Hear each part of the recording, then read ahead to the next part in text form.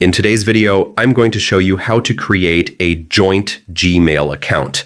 Now, Gmail doesn't allow multiple people to create a single account, but you can share access to an existing Gmail account, which is perfect for families, small businesses, or group projects. Start by opening Gmail and clicking the gear icon at the top right to access Settings. Then click See All Settings and navigate to the Accounts and Import tab. Scroll down to Grant Access to your account and click Add Another Account.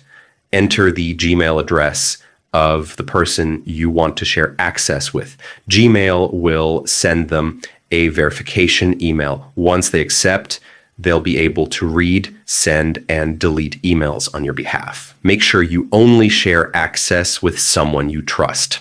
For a smooth experience, communicate clearly, use labels and filters to organize emails, and periodically review account activity to keep everything secure. And that's it. You now have a shared Gmail account ready for collaboration. Thanks for watching. Like and subscribe for more helpful Gmail tips.